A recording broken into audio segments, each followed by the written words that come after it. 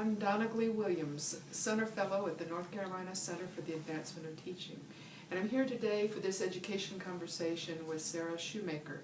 Sarah is at Evergreen Community Charter School in the administration there. Good to have you with us. Good to be here. You're here for one of NCCAT's Research and Development Weeks. We are. You brought a team? Yes. So tell me who's with you and what you're working on. We have grade level representatives from kindergarten, 2nd grade, 5th grade. Our 7th and 8th grade teacher who was supposed to come got called to some jury duties. Oh. So unfortunately we don't have his input. Yeah, we have 4 members of administration, and we have our school psychiatrist who is an expert on what we're talking about. And we have our school counselor, we have a behavior specialist, and some support staff from our enrichment staff as well. So what we're looking at is streamlining how we do character education. And at Evergreen, we really love all of the things that we have in place to help students academically and also, you know, toward this whole child approach. And we certainly do a lot with character development and really teaching the students a lot of really ethical values. And yet, we almost had too many documents around how we did that and what we valued and how we taught students what we feel is important for a student to learn.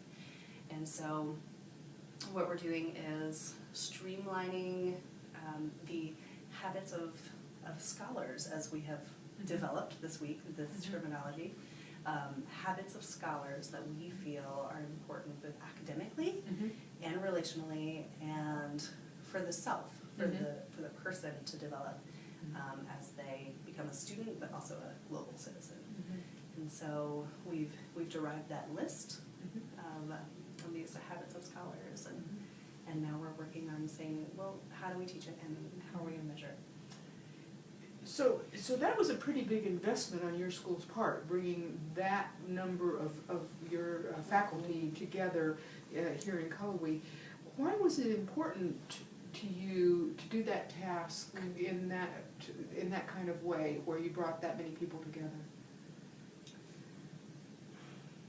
Well, for a couple of reasons. So Evergreen does almost everything with community in mind. So Evergreen Community Charter School. So it's in our mission that we really value the voice of everyone.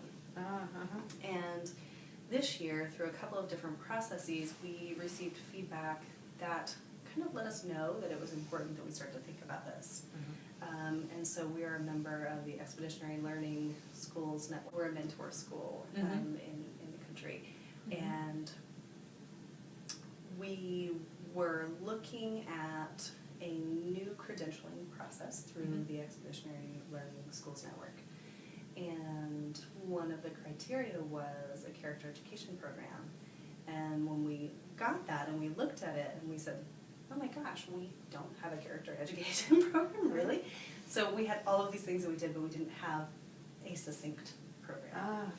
And so that was one thing that drew our attention to the need. And then we also had a 4-day strategic planning session this year where we really looked at kind of the goals for the next 5 years or so of our school.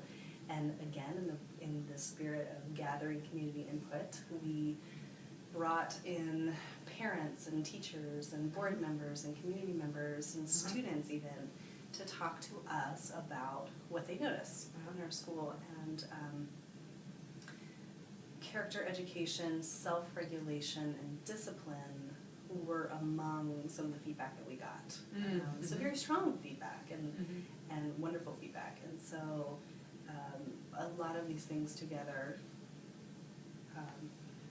laid an obvious enough reason for us to pay attention to what we're doing this week. I see.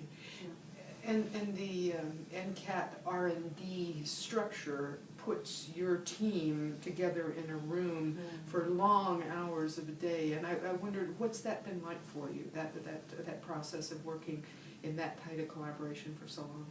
Fabulous. I Really? mean, Evergreen has really fabulous employees, and so Susan Gottfried, our executive director, has a really unique talent for leading a group. And so we did months worth of research actually, bringing in experts, bringing in the parents to talk to us again, just gathering information to prepare for this week.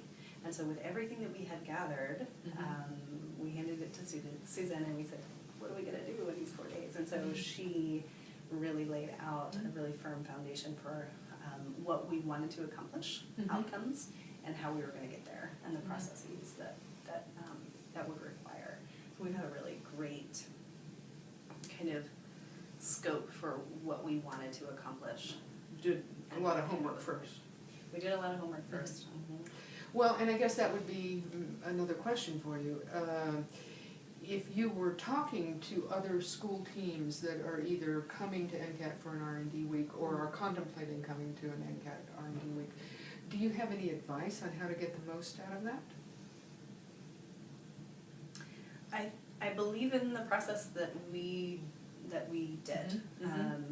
You know, an early identification with a meaningful purpose is of course something you want to do. You know, but it's an excellent opportunity for schools to address something that might be this long term, because the change processes in schools often takes longer than we think it's going to take, because everyone is doing this really great work all of the time, you know, working directly with students. And so where the big change happens is often, it's often slow, it's often over the summer, and teachers may not be there, and so this is a great opportunity for everyone to come together and focus on something that may otherwise, I don't want to say never happen, but may otherwise take a really long time or not be able to happen. Makes sense. Well, Sarah, thank you so much for taking your time to talk with us. I don't want to take you away from the work too much, because I know you've got a team waiting for you, but thank you. Yeah. And Thanks for having us here. and thank you, and we hope to see you sometime soon at Cullowhee or Ocracoke at NCCAT.